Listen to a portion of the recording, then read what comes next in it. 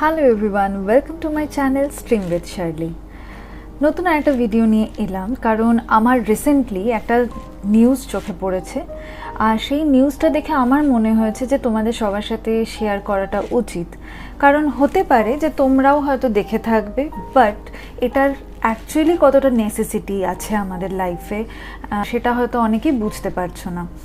তো আমি তোমাদেরকে সেই জিনিসটাই শেয়ার করবার জন্য আজকে এখানে এসেছি। ছোটবেলা থেকেই আমরা একটা জিনিস পড়েছি, সেটা হলো জলই হচ্ছে জীবন। এই জলই যে জীবন সেটা আমাদের এভরিডে লাইফে কিন্তু আমরা প্রত্যেকটা সময়ই উপলব্ধি করতে পারি। সে খুব পিপাসা পেলে জল খাওয়া থেকে শুরু করে আমাদের ফ্রেশ আপ হওয়া, আমাদের ঘর পরিষ্কার করা বা হচ্ছে রান্না বান্না, সব কিছুতে কিন্তু জলটা আমাদের অনেক অনেক বেশি জরুরি জিনিস। এবার মনে করো যে তোমরা কোনোদিন ঘুম থেকে উঠলে, ওঠার পরে যখন ওয়াশরুমে গেলে, যাওয়ার পরে তোমাদের কলটা বাথরুমে চালিয়ে দেখলে যে সেখান দিয়ে কোনো জল পড়ছে না, আর তারপর চারিদিকেই যখন তুমি খোঁজ করলে যে কেন এরকম সিচুয়েশন, তখন জানতে পারলে যে রীতিমতো জল আসা বন্ধ হয়ে গেছে, জলের সাপ্লাই বন্ধ হয়ে যাচ্ছে। তো একবার ভেবে দেখো যে এরকম সিচুয়েশন হলে তোমরা কি করবে? যে কল থেকে ডেইলি জল পড়তো, এখন সেখান থেকে আর জল আসছে না। যথেষ্ট টেরিবল, তাই না? এরকমই সিচুয়েশন হয়েছে দিল্লিতে এই মুহূর্তে তোমরা যদি নিউজ চ্যানেলগুলো খুলে দেখো, তাহলে দেখতে পাবে যে জল নিয়ে কি ধরনের সমস্যা তারা ফেস করছে। দিল্লি সরকার তাদেরকে যে জল সাপ্লাই দিচ্ছে, সেই জলটা কিন্তু আলটিমেটলি ওখানের যে লোক সংখ্যা আছে তাদের জন্য নট এনাফ। কিন্তু এবার প্রশ্নটা হলো যে এই ধরনের problem all of a sudden হলো কেন? আমাদের কাছে তো জল অফুরন্ত আছে, চারিপাশে সমুদ্র, নদী, বিভিন্ন জায়গাতে জল আছে। তাহলে পরে দিল্লির মতো একটা মেট্রো সিটিতে জল নিয়ে কেন এই প্রবলেম ফেস করতে হচ্ছে? সেটা নিয়ে যদি কথা বলতে হয়, তাহলে তার আগে আমাদের জানতে হবে যে এই ক্রাইসিসগুলো কেন হয়, কি তার কারণ। তাহলে পরেই হয়তো আমরা অ্যাকচুয়াল রিজনগুলোকে কিছুটা হলেও আইডেন্টিফাই করতে পারি। এই প্রবলেমটা যে শুধুমাত্র দিল্লির প্রবলেম তা কিন্তু একদমই নয়। আমরা যদি অল ওভার ইন্ডিয়াতে তাকাই, তাহলে দেখতে পাবো যে ডে বাই ডে এই প্রবলেমটা কিন্তু একটু একটু করে বাড়ছে। এবার বিষয়টা হলো যে এই প্রবলেমটা আমরা দেখতে পাচ্ছি কেন? ফার্স্ট যে কারণ সেটা হচ্ছে আরবানাইজেশন। র্যাপিড আরবানাইজেশন হচ্ছে বিভিন্ন জায়গায়, যে কারণে আমাদের পৃথিবীর ওপরে যে সমস্ত পুকুর, নদী, নালা, খাল এ সমস্ত ছিল, ধীরে ধীরে সেগুলোকে বুঝিয়ে দেওয়া হচ্ছে এবং সেখানে বহুতল বাড়িগুলো কিন্তু ধীরে ধীরে জায়গা করে নিচ্ছে। কারণ হচ্ছে ইন্ডাস্ট্রিয়াল এরিয়া, অনেক জায়গাতে ইন্ডাস্ট্রিয়াল এরিয়া তৈরি হচ্ছে বা আগেও হয়ে আছে, যেখানে র্যাপিডলি কাজ হয় এবং সেইখানের যে বর্জ্য পদার্থগুলো আছে, পলিউশনগুলো আছে, তার কারণে কিন্তু আমাদের এই ওয়াটার সোর্সগুলো এফেক্টেড হচ্ছে। থার্ড কারণ হচ্ছে আমাদের ওয়েদার বা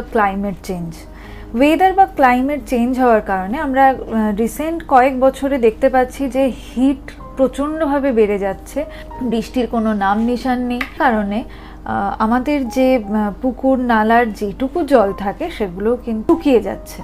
তো এটাও আর একটা কিন্তু বড় কারণ। আর ফোর্থলি হচ্ছে যে পলিউশন, মানে আমি যেটা একটু আগেও বললাম, শুধু ইন্ডাস্ট্রিয়াল এরিয়ার থেকে পলিউশন হচ্ছে তা কিন্তু একদমই না। আমাদের এই মেট্রো সিটিগুলোতে লোক সংখ্যা বাড়ার সাথে সাথে আমরা দেখতে পাচ্ছি যে পলিউশনের লেভেলটা কিন্তু বেড়েই যাচ্ছে। আমাদের জল পলিউটেড হচ্ছে, কারণ আমরা যা খুশি তাই ময়লা পদার্থ আমরা দেখতে পাই যে কোনো জলীয় জায়গাতে ফেলে দিচ্ছি। কোনো একটা পুকুর দেখতে পেলাম, সেখানে গিয়ে জাস্ট আমাদের ঘরের আবর্জনা ফেলে দিই। তো এটার থেকেও কিন্তু আমাদের জলের সোর্সগুলো এফেক্টেড হচ্ছে। এক্ষেত্রে ছোট্ট করে বলে রাখি, আমরা এই যে এডিবল ওয়াটার পাই, মানে যে জলটা আমরা ইউজ করি, সেটা কিন্তু এত ইজিলি আমাদের কাছে সাপ্লাই হয় না। আমাদের এই সাপ্লাই সোর্স হচ্ছে কোনো জায়গায় নদী বা ঝর্ণার জল, বা কোনো জায়গায় হচ্ছে গ্রাউন্ড ওয়াটার। আর যেখানে এই দুটোর কোনোটাই অ্যাভেলেবেল না, সেখানে বৃষ্টির জলের দিকে ডিপেন্ড করতে হয়। এবার এই যে গ্রাউন্ড ওয়াটার আছে, সেই গ্রাউন্ড ওয়াটারটাও কিন্তু আমি জাস্ট পাইপ লাগালাম চলে এলো আমাদের হাতে, এমনটা হয় না। সেখানে লেয়ার টু লেয়ার ক্রস করার পরে আমাদের এডিবল ওয়াটারের যে সোর্সটা আছে সেখানে গিয়ে আমরা পৌঁছাই। কারণ আমাদের এই গ্রাউন্ড ওয়াটারের মধ্যে কোথাও হয়তো পেট্রোলিয়াম থাকে, কোথাও আর্সেনিক থাকে, বা কোথাও অ্যামোনিয়া থাকে। তো এই জিনিসগুলো আমাদের জলের মধ্যে মিশে থাকে, তো সেই জলগুলো তো কোনোভাবেই আমরা খেতে পারি না, নিতে পারি না। অ্যাসিডিক ওয়াটারও আছে, তো সেগুলোকে ছাড়িয়ে আলটিমেটলি যেখানে ওয়াটারের পিএইচ লেভেলটা আমাদের খাবারের জলের মানে খাবার যোগ্য, সেখান থেকে আমরা পাই। আর সেকেন্ড যেটা সোর্স হচ্ছে নদীর জল। সেই নদীর জল বিভিন্ন সরকারিভাবে পরিশুদ্ধ করে কিন্তু আমাদের কাছে পৌঁছে দেওয়া হয়। এবার বিষয়টা হচ্ছে এই যে গ্রাউন্ড ওয়াটার আছে সেইটার কিন্তু ওয়াটার লেভেলটা অনেকটাই কমে গেছে, যে কারণে সরকারিভাবেও কিন্তু এখন অ্যালার্ট করা হচ্ছে বিভিন্ন জায়গাতে। আমার কনসার্ন সেটা হলো যে শুধু দিল্লি নয়, আমাদের ইন্ডিয়ার বিভিন্ন জায়গাতে কিন্তু অলরেডি এই ব্যাপারটা চোখে পড়ছে। ব্যাঙ্গালোর, কলকাতা এরা কেউ কিন্তু এর বাইরে না। বিভিন্ন মেট্রো সিটিগুলো কিন্তু বেশি আগে এফেক্টেড হচ্ছে, এবং তার সাথে সাথে এই মেট্রো সিটির আশেপাশে থাকা যে সমস্ত অঞ্চল আছে সেইগুলো। এবার আমরা কিভাবে এই জল অপচয়টা বা এই ক্রাইসিসটাকে আমরা বন্ধ করতে পারি? বন্ধ করবার জন্য আমাদের ইনিশিয়ালি যেটা করা উচিত সেটা হচ্ছে আমাদের বাড়িতে আমরা আননেসেসারি কোনো ওয়াটারের সোর্স থাকে সেটাকে আমরা খুলে রেখে দিই। হয়তো স্নান করতে গেলাম, সেখানে ট্যাপের জল অনেকক্ষণ ধরে পড়েই যাচ্ছে, আমাদের কিন্তু সেদিকে কোনো চিন্তা ভাবনাই থাকে না, জল পড়ছে পড়ে যাক, মানে বালতি ওভারফ্লো হয়ে যায়। বা হচ্ছে আমরা রান্না করতে গিয়ে যে কলের জিনিসপত্র ধুচ্ছি, আননেসেসারি জল ফ্লো হয়েই যাচ্ছে, আমরা কিন্তু সেদিকে কোনো রকমের নোটিসই করি না। But now this is the time যেখানে আমাদের কিন্তু ভাবতে হবে, কারণ শুধু দিল্লি নয়, আজকে কলকাতাও কিন্তু এই জিনিসটার মধ্যে দিয়ে যাচ্ছে। যদি একটু সার্ভে করো তাহলে দেখতে পাবে টলিগঞ্জ, গড়িয়া বা এই সমস্ত সাইডগুলোতে যে জল সরকার থেকে দিচ্ছে সেটা কিন্তু খুব বেশি লোকজনের জন্য এনাফ হচ্ছে না। কারণ সেখানকার জল এডিবল নয় খুব বেশি, যে কারণে সরকারকে পরিশুদ্ধ করে দিতে হচ্ছে, এবং সেই যে সাপ্লাইটা ওখানের যে মানে লোক সংখ্যার কারণে অত বেশিও সাপ্লাই কিন্তু সরকারিভাবে করতে পারছে না।